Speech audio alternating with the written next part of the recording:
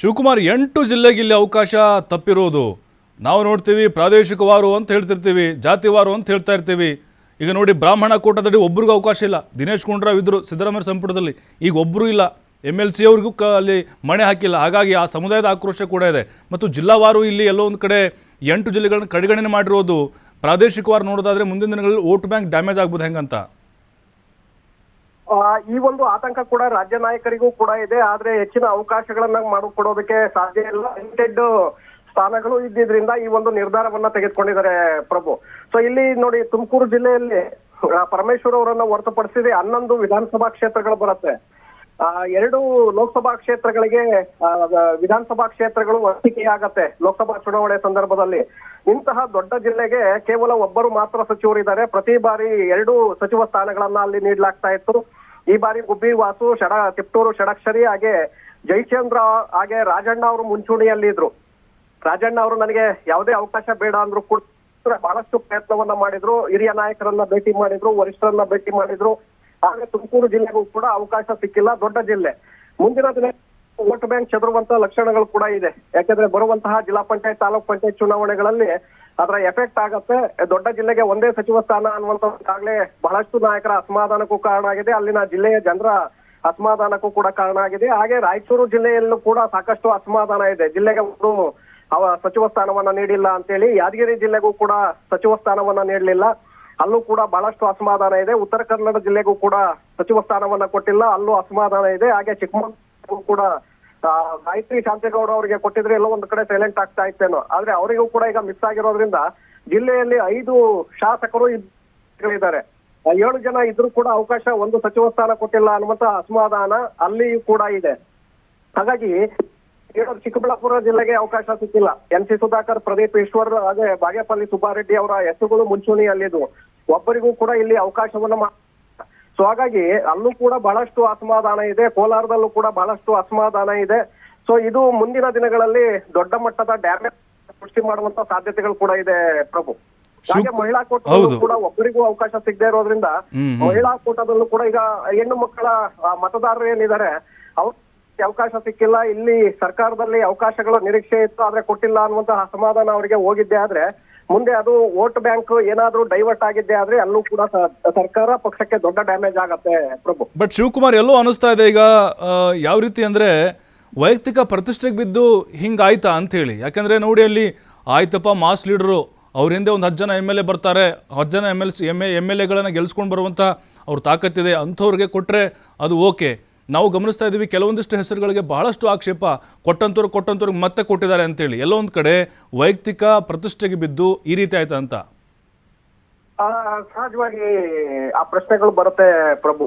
ಈಗ ಚಾಮರಾಜನಗರ ಜಿಲ್ಲೆಯಲ್ಲಿ ಪುಟ್ಟರಂಗ ಶೆಟ್ಟಿ ಅವರಿಗೆ ಕೊಟ್ಟಿದ್ದಾರೆ. ಸಣ್ಣ ಸಮುದಾಯ, ಉಪ್ಪಾರ ಸಮುದಾಯ, OBC ವರ್ಗಗಳ ಅಡಿ ಬರುತ್ತೆ. ಕೊಟ್ಟಿದ್ದು ಸಮಸ್ಯೆ ಇಲ್ಲ, ಜಾತಿಗೆ ನಾವು ಪ್ರಾಧಾನ್ಯತೆಯನ್ನ ಕೊಟ್ಟಿದ್ದೇವೆ ಅಂತೇಳಿ ನಾಯಕರು ಹೇಳ್ಕೊಳ್ಬಹುದು. ಆದ್ರೆ ಜಿಲ್ಲೆಯಲ್ಲಿ ಪುಟ್ಟರಂಗ ಶೆಟ್ಟಿ ಅವರು ಚಾಮರಾಜನಗರ ನಾವು ಹೊರತುಪಡಿಸಿದ್ರೆ ಉಳಿದ ತಾಲೂಕುಗಳ ಮೇಲೂ ಕೂಡ ಪರಿಣಾಮ ಬೀರುವಂತಹ ಸಾಧ್ಯತೆಗಳಿಲ್ಲ. ಅದೇ ರೀತಿಯಾಗಿ ಈಗ ಶಿವಲಿಂಗೇಗೌಡರಿಗೆ ಕೊಟ್ಟಿದ್ದಾರೆ. ಶಿವಲಿಂಗೇಗೌಡರು ಹಾಸನದಲ್ಲಿ ಸ್ವಲ್ಪ ಕಾಲ್ ಮಾಡಬಹುದು, ಯಾಕಂದ್ರೆ ಬಹಳ ಅಗ್ರೆಸಿವ್ ಇದ್ದಾರೆ, ಅವ್ರದ್ದು ಸಮಸ್ಯೆ ಇಲ್ಲ. ಹಾಗೆ ಚಲುವರಾಯಸ್ವಾಮಿ ಅವರಿಗೆ ಕೊಟ್ಟಿರುವಂತದ್ದು ಕೂಡ ಸಮಸ್ಯೆ ಇಲ್ಲ, ಇಡೀ ಜಿಲ್ಲೆಯ ಮೇಲೆ ಅವ್ರಿಗೆ ಇಡ್ತಾ ಇದೆ. ಮುಂದಿನ ದಿನಗಳಲ್ಲಿ ಚುನಾವಣೆಗಳಲ್ಲಿ ಪಕ್ಷಕ್ಕೆ ಅವರಿಂದ ಲಾಭ ಆಗುವಂತ ಸಾಧ್ಯತೆಗಳಿದೆ. ಮೈಸೂರಿನಲ್ಲಿ ತನ್ವೀರ್ ಶೇಟ್ ಅವ್ರಿಗೆ ಸಿಗುತ್ತೆ ಅನ್ನುವಂತ ನಿರೀಕ್ಷೆಗಳಿದ್ವು, ಕೆ ವೆಂಕಟೇಶ್ ಅವ್ರಿಗೆ ಸಿಗುತ್ತೆ ಅನ್ನುವಂತ ನಿರೀಕ್ಷೆಗಳಿದ್ವು, ಆದ್ರೆ ಮೈಸೂರಿನಲ್ಲಿ ಸಿಕ್ಕಿಲ್ಲ. ಹಾಗಾಗಿ ಯತೀಂದ್ರ ಅವರೇ ಅಲ್ಲಿ ಇಡೀ ಜಿಲ್ಲೆಯನ್ನ, ಕೊಡಗು ಮತ್ತೆ ಮೈಸೂರು ಜಿಲ್ಲೆ ಎರಡನ್ನೂ ಕೂಡ ಅವರು ತೆಗೆದುಕೊಂಡು ಹೋಗ್ಬೇಕಾಗತ್ತೆ. ಅಲ್ಲಿ ಪಕ್ಷಕ್ಕೆ ಮುಂದಿನ ಚುನಾವಣೆಗಳಲ್ಲಿ ಅತಿ ಹೆಚ್ಚಿನ ಸೀಟ್ಗಳನ್ನ ತಂದುಕೊಡ್ಬೇಕಾಗತ್ತೆ. ಯಾವುದೇ ಚುನಾವಣೆಗಳಲ್ಲಿ ತಂದುಕೊಡುವಂತಹ ಭಾರ ಈಗ ಅವರ ಒಬ್ಬರ ಮೇಲೆನೆ ಈಗ ಬಿದ್ದಿದೆ. ಅಲ್ಲಿ ಮಹದೇವಪ್ಪ ಅವರಿಗೆ ಕೊಟ್ಟಿದ್ರೆ ಇಡೀ ಚಾಮರಾಜನಗರ ಮತ್ತೆ ಮೈಸೂರು ಜಿಲ್ಲೆಯ ಮೇಲೂ ಕೂಡ ಪ್ರಭಾವವನ್ನು ಬೀರ್ತಾ ಇದ್ರು. ಅವರಿಗೆ ಅವಕಾಶ ಸಿಗದೆ ಇರೋದ್ರಿಂದ ಈಗ ಸಂಪೂರ್ಣವಾದಂತ ಭಾರ ಈಗ ಯತೀಂದ್ರ ಅವರ ಮೇಲೆ ಬೀಳುತ್ತೆ. ಇನ್ನು ತುಮಕೂರು ಜಿಲ್ಲೆಯಲ್ಲಿ ಪರಮೇಶ್ವರ್ ಅವರಿಗೆ ಮಾತ್ರ ಮೊದಲ ಬಾರಿ ಅವಕಾಶ ಕೊಟ್ಟಿದ್ರು. ಹಿಂದಿನ ಇದರಲ್ಲೇ ಸಂಪುಟ ರಚನೆ ಸಂದರ್ಭದಲ್ಲಿ ಅವಕಾಶವನ್ನ ಮಾಡಿಕೊಟ್ಟಿದ್ರು. DCM ಕೂಡ ಇದ್ದಾರೆ. ತುಮಕೂರು ಜಿಲ್ಲೆಯಲ್ಲಿ ಪರಮೇಶ್ವರ್ ಅವರ ಪ್ರಭಾವ ಕೂಡ ಹೆಚ್ಚಾಗಿದೆ. ಆದ್ರೆ ರಾಜಣ್ಣ ಅವರೇ ಜಯಚಂದ್ರ, ಗುಬ್ಬಿ ವಾಸು ಮತ್ತೆ ಷಡಕ್ಷರಿ ಇವರಲ್ಲಿ ಒಬ್ಬರಿಗೆ ಅವಕಾಶ ಕೊಟ್ಟಿದ್ರೆ ಇಡೀ ಜಿಲ್ಲೆಯಲ್ಲಿ 11 ವಿಧಾನಸಭಾ ಕ್ಷೇತ್ರಗಳಲ್ಲೂ ಕೂಡ ಮುಂದೆ ಚುನಾವಣೆ ಸಂದರ್ಭದಲ್ಲಿ ಅವಕಾಶಗಳು ಸೃಷ್ಟಿಯಾಗ್ತಾ ಇತ್ತು. ಅಲ್ಲೂ ಎಲ್ಲೋ ಒಂದು ಕಡೆ ಇನ್ನೊಂದು ಅವಕಾಶವನ್ನ ಮಿಸ್ ಮಾಡಿರೋದ್ರಿಂದ ಮುಂದಿನ ದಿನಗಳಲ್ಲಿ ಸಮಸ್ಯೆ ಆಗುವಂತ ಸಾಧ್ಯತೆಗಳಿದೆ. ಕೋಲಾರದಲ್ಲಿ SP ಮೀಸಲು ಕ್ಷೇತ್ರ ಜೊತೆಗೆ ಅತಿ ಹೆಚ್ಚಿನ ದಲಿತ ಸಮುದಾಯ ಇರುವಂತಹ ಜಿಲ್ಲೆ ಕೋಲಾರಕ್ಕೂ ಕೂಡ ಈಗ ಅವಕಾಶ ಸಿಗದೆ ಇರೋದ್ರಿಂದ ಸಹಜವಾಗಿ ಕೋಲಾರದಲ್ಲೂ ಕೂಡ ಜನ ಬೇಸರಗೊಂಡಿದ್ದೆ ಆದ್ರೆ ಮುಂದಿನ ಚುನಾವಣೆ ಕೂಡ ಅದು ಪ್ರಭಾವವನ್ನ ಬೀರುತ್ತೆ. ಚಿಕ್ಕಬಳ್ಳಾಪುರ ಜಿಲ್ಲೆಯಲ್ಲೂ ಕೂಡ ಅದೇ ರೀತಿಯಾದಂತಹ ಪ್ರಭಾವ ಬೀರುತ್ತೆ. ಸೊ ಹಾಗಾಗಿ ಒಂದು ಕಡೆ ಈಗ ಶರತ್ ಬಚ್ಚೇಗೌಡರಿಗೆ ಕೊಟ್ಟಿದ್ರೆ ಕೋಲಾರ, ಚಿಕ್ಕಬಳ್ಳಾಪುರ, ಬೆಂಗಳೂರು ಗ್ರಾಮಾಂತರ ಈ 3 ಜಿಲ್ಲೆಗಳ ಕವರ್ ಆಗ್ತಾ ಇತ್ತು. ಯಾಕೆಂದ್ರೆ ಅಗ್ರೆಸಿವ್ ಆಗಿದ್ರು ಯುವ ನಾಯಕ, ಮತ್ತೆ ಅವರು ಆ ಒಕ್ಕಲಿಗ ಸಮುದಾಯ ಅಲ್ಲಿ ಆ ಭಾಗದಲ್ಲಿ ಸೆಳೆಯುವಂತ ಒಂದು ಪ್ರಯತ್ನವನ್ನ ಮಾಡ್ತಿದ್ರು ಅನ್ನುವಂಥದ್ದು ಕೂಡ ಇದೆ. ಇನ್ನ ಕೊಪ್ಪಳ ಜಿಲ್ಲೆಯಲ್ಲಿ ರಾಯರೆಡ್ಡಿ ಮತ್ತೆ ತಂಗಡಗಿ ಅವರಿಗೆ ಅವಕಾಶವನ್ನ ಮಾಡಿಕೊಡ್ಲಾಗಿದೆ. ಕೊಪ್ಪಳ ಸಣ್ಣ ಜಿಲ್ಲೆ, ಯಾಕಂದ್ರೆ ಇಲ್ಲಿ ದೊಡ್ಡ ಜಿಲ್ಲೆ ತುಮಕೂರಿಗೆ ಒಂದು ಮಾತ್ರ ಕೊಟ್ಟಿದ್ದಾರೆ. ಕೊಪ್ಪಳ ಜಿಲ್ಲೆಗೆ ಅಸಮಾಧಾನ ಜಾಸ್ತಿ ಆಗತ್ತೆ ಅನ್ನುವಂತ ಕಾರಣಕ್ಕೆ 2 ಸೀಟ್ಗಳನ್ನ ಅಲ್ಲಿ ಕೊಡಲಾಗಿದೆ. ಸೊ ಹಾಗಾಗಿ ಅಲ್ಲಿ ಎಲ್ಲೋ ಒಂದು ಕಡೆ ಬೇರೊಬ್ಬರಿಗೆ ಇನ್ನೊಂದು ಜಿಲ್ಲೆಗೆ ಅವಕಾಶವನ್ನ ಮಾಡ್ಕೊಡ್ಬೋದಾಗಿತ್ತು. ಇನ್ನ ಉತ್ತರ ಕನ್ನಡ ಜಿಲ್ಲೆ ಕೂಡ ಬಹಳ ದೊಡ್ಡದು, ಅಲ್ಲಿ ಒಂದು ಸಚಿವ ಸ್ಥಾನವನ್ನ ಕೊಟ್ಟಿಲ್ಲ. ಅಲ್ಲಿ ಸಹಜವಾಗಿ ಭಾರತೀಯ ಜನತಾ ಪಕ್ಷದ ಹಿಡಿತಾ ಇರುವಂತಹ ಜಿಲ್ಲೆ, ಅಲ್ಲಿ ಸಚಿವ ಸ್ಥಾನವನ್ನ ಕೊಟ್ಟಿದ್ರೆ ಅಲ್ಲಿ ಆ ಬಿಜೆಪಿ ಮತ ಬ್ಯಾಂಕ್ ಅನ್ನು ಕೂಡ ಸೆಳೆಯುವಂತ ಒಂದು ಪ್ರಯತ್ನವನ್ನ ಮಾಡಬಹುದಾಗಿತ್ತು. ಅದು ಅಲ್ಲಿ ಮಿಸ್ ಆಗಿದೆ.